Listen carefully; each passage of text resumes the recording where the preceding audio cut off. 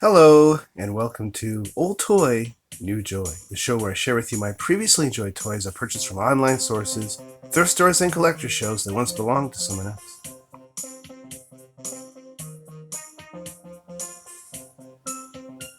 Over the past several months, these awesome blasts from the past have been popping up in my local stores, such as Walmart, Toys R Us, Dollarama, as well as online sources such as eBay, Amazon, and Kijiji.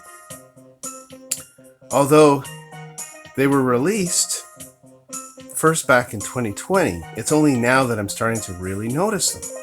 And these are new toys, brand new toys, but they've got that retro look.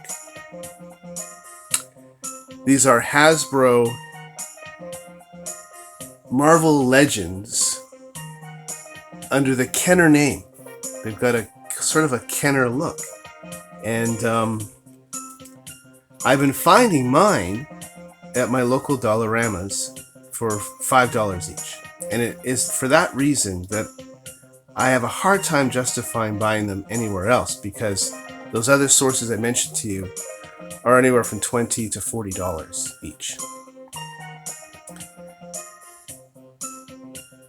But I may have to go to those sources if I want to find all the ones that I'm interested in. I have 5 Dollaramas in my town.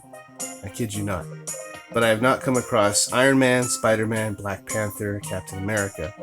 I have mostly found Wave 5 figures at this point. But let's back it up for a minute.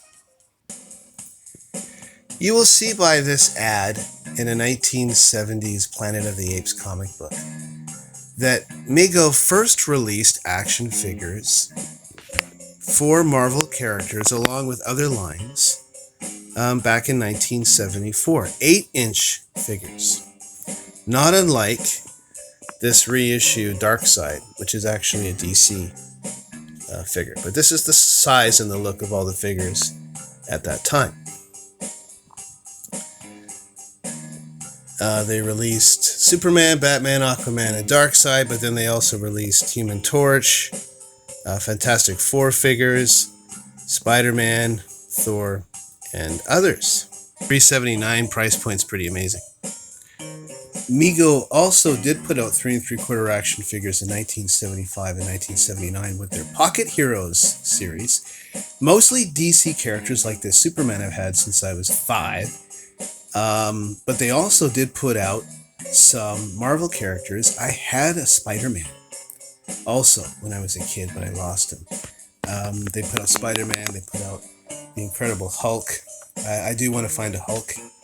And as you can see, very similar in size. Here's a loose Hasbro Kenner Marvel Legend retro figure of Ant-Man that I picked up at a thrift store. At that point, I didn't know what series this is part of. Now, of course, I know that Hasbro put out a retro Kenner series, but very similar in size. In 1984, the toy company Kenner made a deal with DC Comics to create the Superpowers action figure line, featuring such characters as Superman, Batman, Aquaman, this Wonder Woman, and Darkseid. This is a reissue, beautiful reissue of the Superpowers, showing the sort of card graphics that they used in the mid-1980s. And here's a somewhat souped-up Darkseid. He didn't exactly look like this. I purchased this one because I didn't like the Batman and the Superman that were available, and I didn't have an original Darkseid. Similarly, the toy company Mattel made a deal with Marvel Comics to create their own action figure line and comic book series called Marvel Secret Wars, featuring some of the characters that you will see in this exciting Hasbro Marvel Legends Retro Kenner reboot. And here we have an original Marvel Secret Wars Iron Man from 1984, and number 3 in the 12 comic series Marvel Superhero Secret Wars. So here is the Wolverine Marvel Legends Hasbro Kenner action figure. And you'll notice it says Kenner in the bottom right hand corner. But to my knowledge, Kenner never made Marvel figures. As I mentioned, Mego first made the figures in the 70s. Mattel made the deal with Marvel to make them in the 80s. I believe Hasbro and Toy Biz and some other companies came out in the 90s. Kenner was absorbed by Hasbro by 2000, so it's more like a Kenner look. This is more of a what if there were 3 3/4 inch action figures for Marvel back in the 80s when you had G.I. Joes and Star Wars figures of that size. Because the Marvel Secret Wars characters were larger. They were more like 4 inches.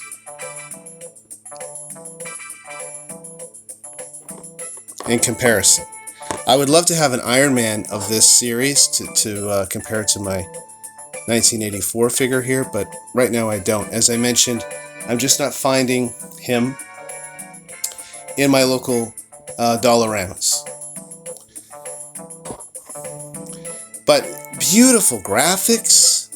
And I mean, I've mentioned this before in some of my other episodes talking about reissues of action figures. They're starting to make the graphics more for the adult collector who was a child in the 80s. Gone are the sleek, new computerized fancy graphics. We're going back to the cartoonish stuff because this is what people like me grew up with, and this is what people like me are spending some of our money on. It's much like a comic book. It really is. I mean, even this graphic here is very comic booky. This little write-up, not much of a write-up, but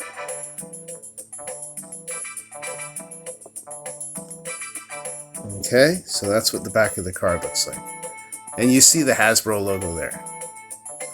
So I know it's a little confusing to see Hasbro and Kenner mentioned on the same product. But right now, Hasbro is doing that with a lot of things, with Star Wars as well. Lots of retro stuff, and they're throwing Kenner on there.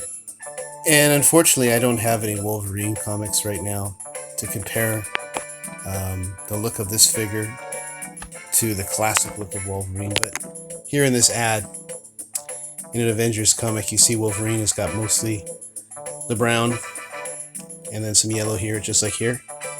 They also put out an Uncanny X-Men miniseries with this, and the Wolverine has much more yellow. So they are staying pretty true to this image. In this comic book, this is from the 70s, this one. I like this one. See him there too. Some yellow, mostly on the helmet. Yeah, just like that. So, good job. And we'll just go over to the little Hulk section of my room for a moment. I love the Hulk figure in this Hasbro series. This was the first figure that I picked up. I was in a Dollarama with Jilly Bean. She was looking at some hair elastics or something, and I saw this. There were some other figures. I didn't care about those, and I picked this one up. Then I realized, oh man, these are selling for 5-6 times more. If I ever want one, I should probably get some more while I'm at the store because they're only $5 each. But this was the main one that I wanted. I love that look. That's kind of a 70s classic look to me. They didn't come out with Hulk in the Secret Wars series. There were no Hulk figures really in the 80s, very little for him. The 70s Mego and then a bunch of stuff in the 90s, but this, this would have been perfect in the early 80s. Oops. And here's my D cassette that I've mentioned before. Very similar.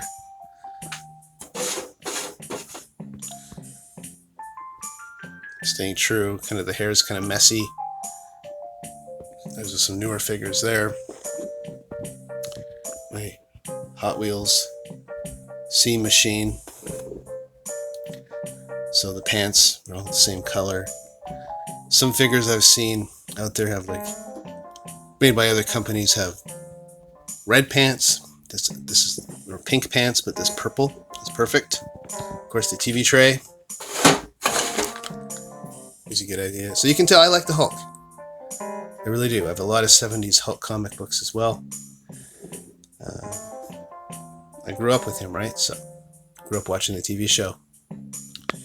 And then they also came out with the Gray Hulk.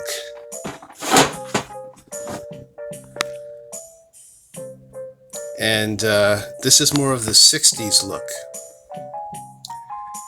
This is like mid-late 60s Hulk with that haircut.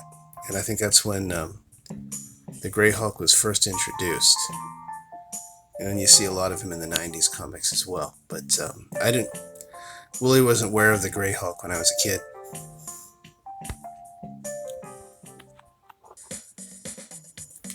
And then we have Mr. Fantastic and the Invisible Woman, which were released as part of the Fantastic Four. There's also a Thing out there, and a Human Torch. Here's all four of them in a comic book from the Actually, I think this comic's from 1982. And Toy Biz came out with an Invisible Woman. And an Invisible Woman in 1994. This figure is like 5 inches. So again, there was no 3 3/4 inch figure in the 80s or even 90s, I guess. So this is a what if for her and for him as well.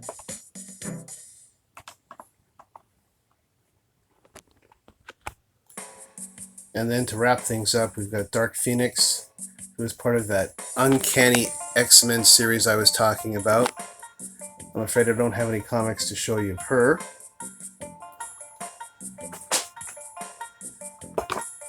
Here we have Venom. Julie Beam was like, Dad, you gotta get him. You gotta get Venom.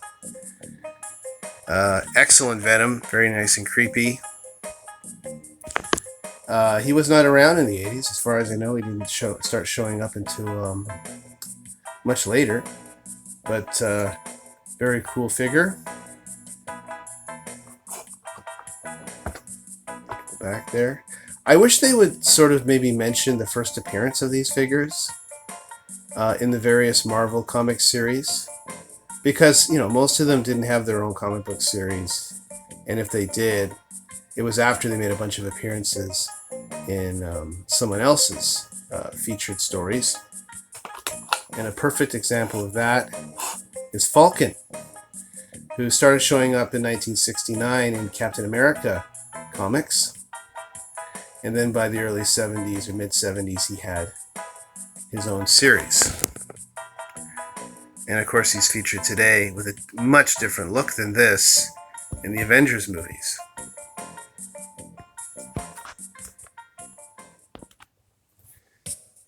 So, thank you so much for tuning in today and allowing me to share my newly acquired multi-wave action figure line from Hasbro, the Marvel Legends retro Kenner style figures. If you liked the video, please like the video, and I will keep them coming. And also, if you subscribe to my channel, I know that you like what I'm doing, and I'll keep them coming. And you can receive updates in the meantime, and share comments with me, which would be absolutely wonderful. I love hearing from you. I do encourage you to visit other episodes of Old to New Joy, because you might see something that you like. It's not just action figures, but it certainly is Star Wars, Ninja Turtles, wrestling, Thundercats, Transformers, G.I. Joe, and Superpowers. But also, it's Hot Wheels, Matchbox, Pogs, baseball cards, hockey cards, non-sports trading cards, Garbage Pail Kids cards, all kinds of great stuff that I loved as a child, I'm getting into again as an adult, and you may feel the same way. Until next time, this is your Toy Whisperer saying farewell from Old Toy, New Joy.